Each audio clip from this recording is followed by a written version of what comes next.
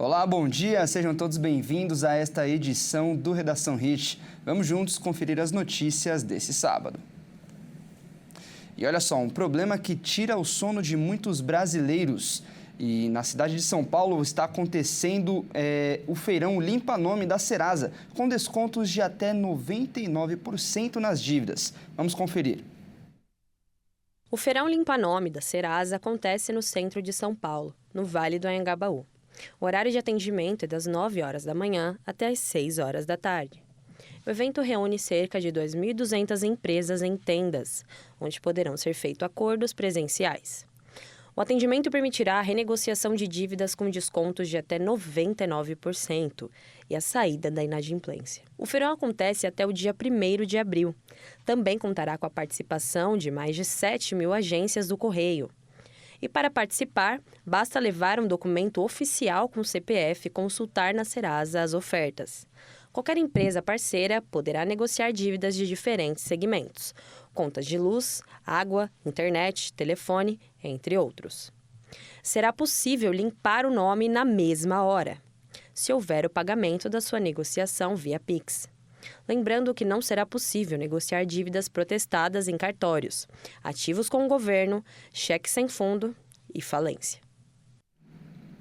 E a guerra no Oriente Médio tem impactado diversos setores no mundo. Aqui no Brasil, até os alimentos estão sofrendo uma alta de preços, como é o caso do ovo, frango e a carne suína. Vamos ver com a Isabela Gonçalves. Segundo a Associação Brasileira de Proteína Animal, o aumento do custo em diversos setores da economia provocados pela guerra no Irã já está pressionando a produção de alimentos como ovos, frango e carne suína no Brasil, o que pode resultar em reajustes ao consumidor nos próximos dias. Sem dúvida, eu acho que o mundo todo já está sentindo os impactos desse conflito à medida que o preço do petróleo sobe, né?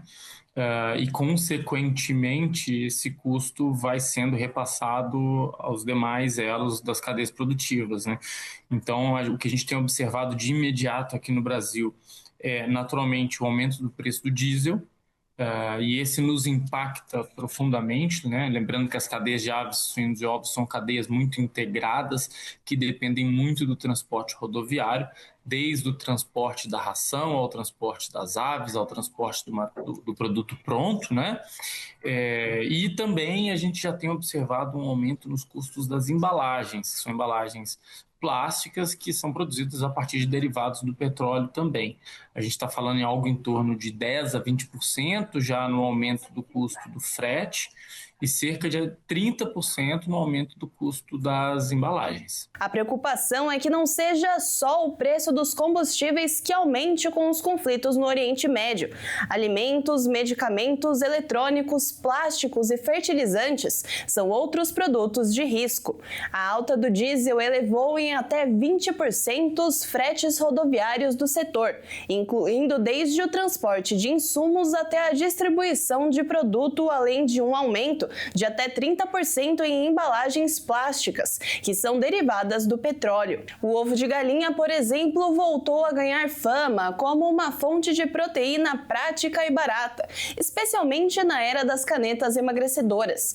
Segundo dados da associação, o consumo do alimento chegou a 287 unidades por brasileiro no ano passado, tendo um aumento de quase 7% em relação a 2024 e 33% desde 2015. No que diz respeito ao aumento de preço, a gente não espera que o consumidor brasileiro pare ou coma menos ovo. Pelo contrário, a gente tem visto um mercado muito aquecido no Brasil. O consumo de ovos no Brasil, pela primeira vez, ultrapassa os 300 ovos por habitante ano, que é uma marca realmente importante, né? O brasileiro ele vem consumindo cada vez mais ovos, ele sabe da importância nutricional, da praticidade, e o ovo ele já é uma realidade, né, no dia a dia na nutrição do brasileiro. A produção chegou a mais de 62 bilhões de ovos em 2025. O mercado apresenta um cenário de oferta equilibrada. O que antes era inimigo das dietas se tornou o fiel escudeiro de marombeiros e adeptos ao estilo de vida fitness. E em Santa Catarina, agora é proibido soltar e vender fogos de artifício que fazem barulho. Vamos conferir na matéria da Michele Veiga.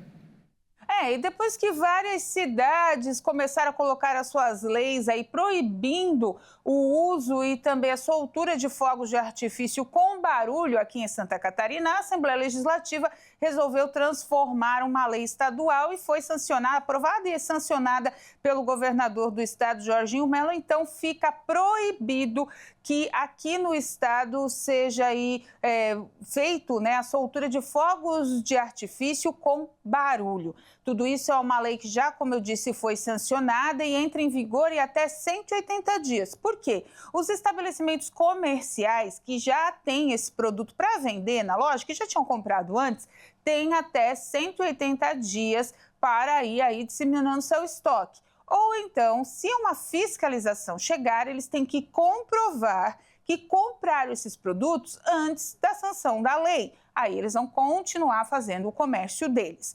Pois bem, então essa lei vem para ajudar aí muitas pessoas que têm os seus problemas relacionados com saúde, as crianças que estão dentro do espectro autista, acamados, tem muita gente que se assusta, pets, cachorro, gato, você acaba se assustando com o barulho dos fogos e tudo isso é englobado aí dentro dessa lei que proíbe fogos com barulho em todo o território catarinense. Então, a partir de agora, o brilho, a festa não vai ser aí escassa, Quem vai soltar os fogos, aqueles bonitos, com bastante cores, que formam símbolos, enfim, pode continuar. Só não pode ter barulho. A fiscalização vai ser ostensiva a partir de 180 dias e aí tem multa prevista e, é claro, todos os rigores da lei. É bom se enquadrar para não ter dor de cabeça depois e deixar todo mundo em paz. Quem gosta do brilho da festa, aproveita, e quem não gosta de barulho, aproveita também.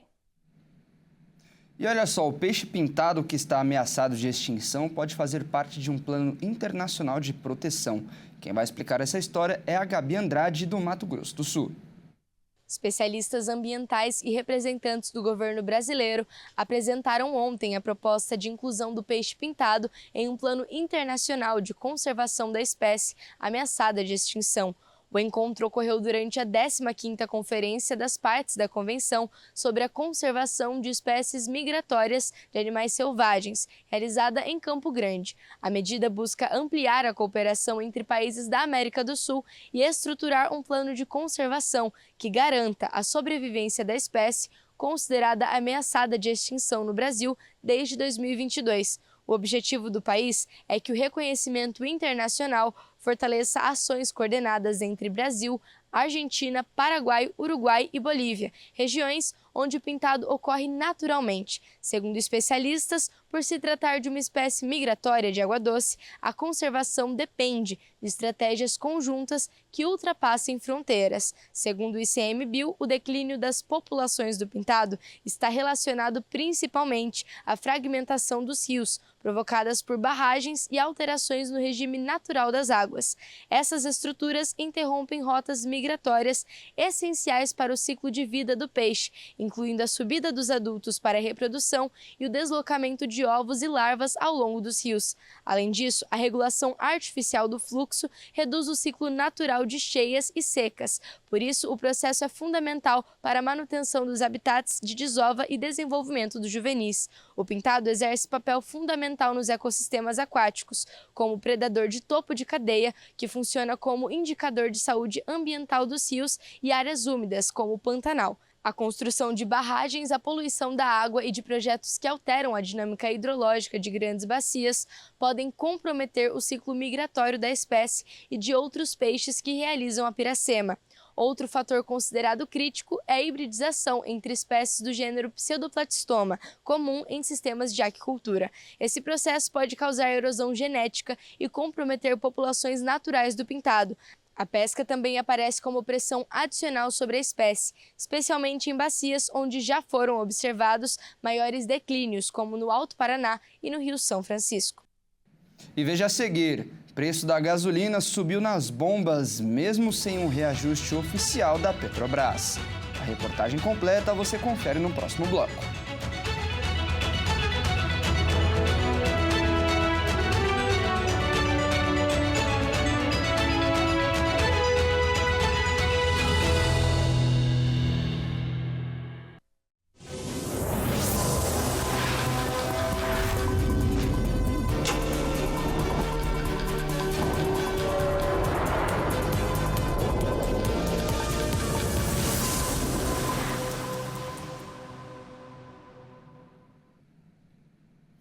preço da gasolina subiu nas bombas, mesmo sem um reajuste oficial da Petrobras. A guerra no Oriente Médio também está sendo apontada como um dos motivos para a alta, mesmo que a Petrobras não utilize o Estreito de Hormuz para transportar o combustível. Em meio à escalada do conflito no Oriente Médio e Estreito de Hormuz fechado, o preço da gasolina subiu nas bombas mesmo sem reajuste formal da Petrobras. A alta nos preços é um reflexo de vários fatores provocados pela guerra. Entre eles estão as cotações mais altas do petróleo, leilões da Petrobras para gasolina e diesel realizados a preços de mercado que está acima dos praticados nas refinarias da estatal, além de importações de derivados vinculados ao exterior. Em um levantamento semanal da Agência Nacional do Petróleo, revelou dados que mostraram a aceleração no preço do combustível nas bombas. Na semana encerrada no último dia de fevereiro, o valor médio da gasolina ficou em R$ 6,28 por litro. De lá para cá, os valores só aumentaram. Na primeira semana de março, teve um acréscimo de 2 centavos e na semana seguinte avançou para R$ 6,46. No último levantamento divulgado no dia 21 desse mês, aconteceu mais um aumento e o litro chegou a R$ 6,65. O aumento da gasolina ocorre em um mercado em que a estatal não define sozinha a formação de preços ao consumidor. Além de parte das refinarias estar nas mãos de empresas privadas, a estatal também não tem monopólio na distribuição, já que a antiga BR Distribuidora também foi privatizada. Ou seja, movimentos de alta podem aparecer, independentemente de uma precificação ou não da Petrobras para reajustar. Especialistas no setor de distribuição e revenda entendem que a Petrobras tem contribuído para a escalada dos preços nas bombas, ao promover uma distorção no mercado. Isso estaria acontecendo pelo fato de que a empresa vende combustíveis a preços defasados nas refinarias em relação ao mercado internacional e, simultaneamente, acelerar os leilões para as distribuidoras, acompanhando as cotações internacionais. Só que na hora de repassar ao consumidor, quem comprou não tem alternativa. A Petrobras se defende dizendo que tem antecipado e aumentado volumes de combustível a distribuidoras. As distribuidoras concordam, mas continuam pagando em dólar. E a alta do óleo diesel já provocou, em média, uma alta de 10% no preço do frete no Brasil. Segundo a Associação Nacional do Setor, em alguns lugares o aumento chega a ser maior. O Rio Grande do Sul é um dos estados com registro de vários problemas com o diesel. O desabastecimento de óleo diesel aprofunda os impactos sobre cidades do interior do Rio Grande do Sul. Pelo menos 2 municípios da região central do estado decretaram situação de emergência. Em Formigueiro, onde a economia é voltada ao agronegócio, a prefeitura afirma que depende do combustível para manter em operação o maquinário usado na conservação das estradas rurais, essenciais para o escoamento da safra de grãos. Conforme o decreto, a restrição no abastecimento encarece o frete, pressiona a colheita e já provoca atrasos na retirada da produção do campo. Com a medida, a prefeitura diz que poderá fazer compra emergencial de combustível para tentar manter a recuperação das vias e apoiar as atividades no campo. A outra cidade que decretou emergência foi Tupanciretã. Lá, a administração municipal relata um impasse no abastecimento. Havia previsão de entrega de 14 mil litros por contrato, mas, segundo o prefeito, o fornecedor elevou o preço do litro em mais de 22%, de R$ 6,05 para R$ 7,40. O reajuste representa um custo extra de quase R$ 19 mil sobre o volume previsto. Os 2 casos revelam um problema mais amplo no Rio Grande do Sul. Um levantamento feito com 315 municípios pela FAMURS, a Federação das Associações de Municípios do Rio Grande do Sul, indica que 142 já enfrentam dificuldades por causa da escassez de diesel. A situação, que já havia provocado reflexos no transporte coletivo, agora obriga as prefeituras a direcionar o combustível para serviços essenciais, especialmente na área da saúde, como ambulâncias e veículos usados no transporte de pacientes até consultas e exames em outras cidades. O alerta é que, se o cenário piorar, o impacto pode atingir também o transporte escolar e ampliar a pressão sobre a economia dos municípios afetados. Ainda no Rio Grande do Sul, o estado prevê uma produção recorde de azeite neste ano, 1 milhão de litros. Quem vai trazer esses detalhes novamente é o Guilherme Souza. O Rio Grande do Sul deve registrar em 2026 a maior produção de azeite da história. A previsão de 1 milhão de litros representa não apenas um recorde para o setor, mas também uma virada de cenário depois de 2 safras marcadas por frustração. De acordo com os produtores, o resultado está ligado à combinação de frio no inverno e menor volume de chuva em uma etapa importante do desenvolvimento das oliveiras, a floração e a frutificação. O Rio Grande do Sul lidera o cultivo de oliveiras no país e responde por 75% da produção nacional. O avanço do setor também se reflete no turismo, com olivais que passaram a atrair visitantes para experiências que incluem colheita, acompanhamento da produção e degustação. E olha só, o presidente Lula esteve na cidade de Gavião Peixoto, no interior de São Paulo, onde participou do lançamento do primeiro caça supersônico F-39E Gripen, feito no Brasil pela Embraer. A aeronave 100% produzida no país faz parte de um acordo com a Suécia para a transferência de tecnologia entre as duas nações. Vamos ver. O Gripen da empresa sueca Saab é um caça equipado com sistemas avançados de combate e alta capacidade de operação em diferentes cenários. Armas como o míssil Meteor, considerado um dos mais letais da atualidade, e canhão poderão ser usados em missões de defesa, reconhecimento e ataque. Em novembro de 2025, a Força Aérea Brasileira realizou o primeiro lançamento do míssil. A aeronave pode atingir velocidades de até 2.400 km por hora, o equivalente a cerca de 2 vezes a velocidade do som, e tem autonomia de até 2 horas e meia de voo. Ela também conta com capacidade de reabastecimento em pleno ar, o que amplia ainda mais seu alcance operacional. Em fevereiro deste ano, pela primeira vez, o caça foi colocado em alerta de defesa aérea no país. Isso significa que a aeronave já pode ser empregada em missões reais e passa a ser responsável pela proteção do espaço aéreo da capital federal. Segundo a FAB, a fabricação do Gripen em território nacional consolida o Brasil como um polo de alta tecnologia e ressaltou a importância da aeronave na proteção do país. Como resultado desse contínuo esforço, tivemos no último mês a satisfação de testemunhar pela primeira vez o emprego do Gripen em missões de alerta e de defesa.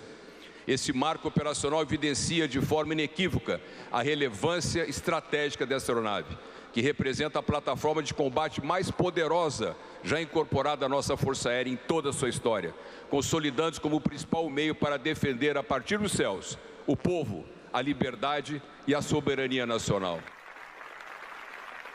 A transferência de tecnologia, mais de 300 engenheiros brasileiros participaram do projeto e de treinamentos na Suécia. Mais de 2.000 empregos diretos na frente de produção e 10.000 postos de trabalho. O ministro da Defesa, José Múcio Monteiro Filho, destacou a importância da autonomia do Brasil no setor para a garantia da soberania brasileira. O projeto X-2 Gripen garante maior capacidade de defesa aérea ao Brasil. Em seu escopo, foi definida a aquisição de 36 aeronaves, além de simuladores de voo, estações de planejamento, integrações de sensores, armamentos, desenvolvimento e apoio logístico inicial. Além disso tudo, uma das maiores aquisições está no acesso à tecnologia de ponta, que permite ao Brasil ser alavancado à posição de fabricante. Isso permite à nossa defesa aérea a possibilidade de transferência de tecnologia, além de maior autonomia logística e de manutenção. A Embraer exibiu também o seu modelo eVTOL, conhecido como carro voador, durante um voo de 3 minutos que aconteceu em Galvão Peixoto, no interior de São Paulo. O eVTOL terá capacidade para 4 passageiros, além do piloto. O alcance do voo é de 100 km de distância. O carro voador da Eve tem 8 motores elétricos nas asas, que permite o voo vertical, além de um motor na parte traseira para a navegação horizontal.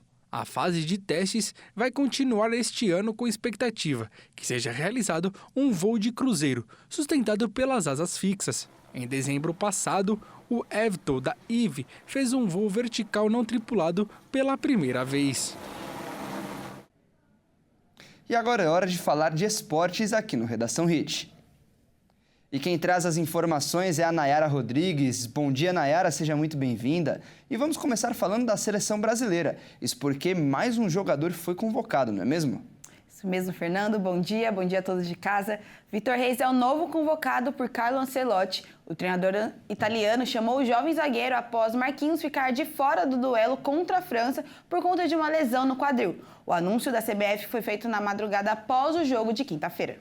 O técnico Carlo Ancelotti convocou o zagueiro Vitor Reis para o amistoso contra a Croácia que acontece na próxima terça-feira. Diante de mais uma baixa no elenco, o treinador italiano recorreu ao defensor do Girona após Marquinhos desfalcar a seleção no duelo contra a França. O zagueiro do PSG sentiu dores no quadril e não chegou a treinar com bola na véspera do confronto. Ancelotti já havia perdido Gabriel Magalhães do Arsenal, devido a uma lesão no joelho direito. Com 2 desfalques confirmados, o treinador optou por chamar Vitor Reis, o jovem zagueiro formado na base do Palmeiras, que pertence ao Manchester City, mas atua no clube espanhol por empréstimo. O jogador se apresenta à seleção brasileira na manhã desta sexta-feira. Ele se junta ao grupo em Boston, nos Estados Unidos, onde a equipe já inicia a preparação para o confronto diante dos croatas.